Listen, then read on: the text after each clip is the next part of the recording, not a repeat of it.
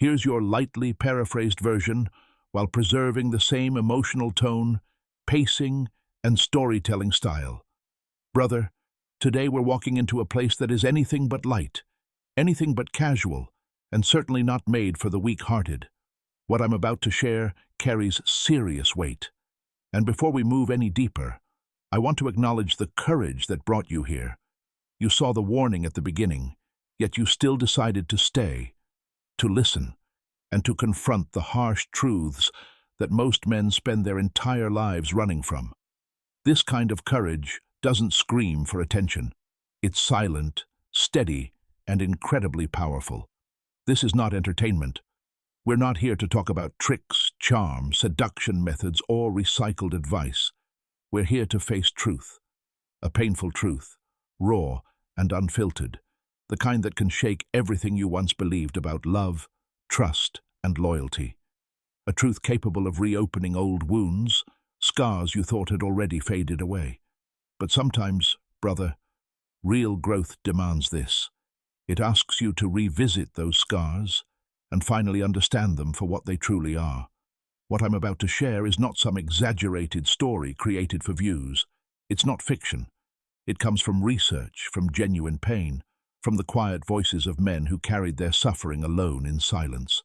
For days, my team and I have gathered these realities. Not for fame, not for numbers, but for men like you. Men who fight their battles quietly because nobody ever warned them about the truth. Society expects you to remain strong, to smile, and to keep moving forward, even while your heart is breaking in ways no one notices. So let this moment become your awakening. If you're still here, say it quietly to yourself, I see the truth. Because whether you're already married or planning for it someday, the center of your identity as a man is built on one sacred principle, loyalty. Your loyalty is your crown, your honor, the foundation that defines who you are. But now comes the difficult question. What if the person you gave that loyalty to never truly deserved it? I don't say this to break you, brother, but to protect you. Before we step further into this storm, give me just 30 seconds. Not for me, not for ego, but for something greater than both of us. Out there, beyond the streets we walk every single day, there are lives suffering silently, creatures crying through the night, not because of sickness, but because of hunger, cats roaming the streets, abandoned dogs, forgotten animals with no voice of their own, yet still creations of God deserving kindness and compassion. I don't come from money. I don't have luxury studios or corporate sponsors standing behind me.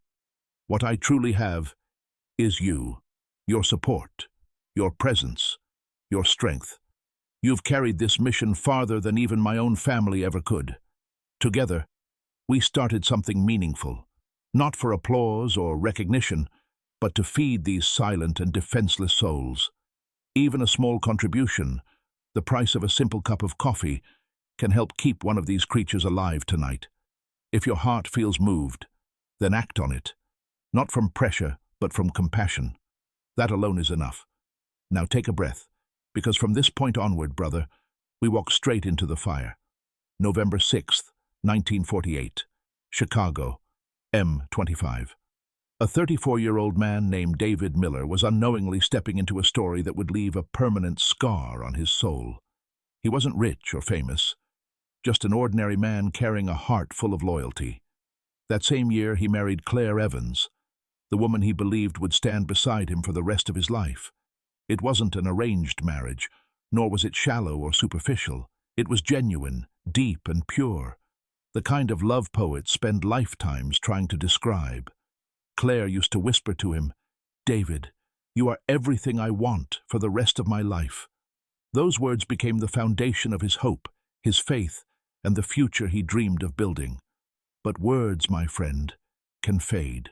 Promises can lose their meaning, and what looks strong and unbreakable on the outside can collapse beneath hidden truths. As the months passed, little arguments slowly began to surface, not because of betrayal or bad intentions, but because of ordinary life, bills, dinners, small disagreements. Yet those tiny cracks started revealing something much deeper, a silent distance. a widening gap between two souls once meant to walk side by side. David worked endlessly, juggling two jobs day and night. He wasn't wealthy in money, but he was rich in determination. His greatest wealth was his loyalty. He never chased luxury or status. His dream was simple: to return home, share a meal, and fall asleep beside the woman he loved. To him, that was paradise. But Claire's heart had already begun drifting away. Slowly, piece by piece, she started pulling back, not only emotionally but in every corner of the life they had once built together. She began ignoring him. Trin,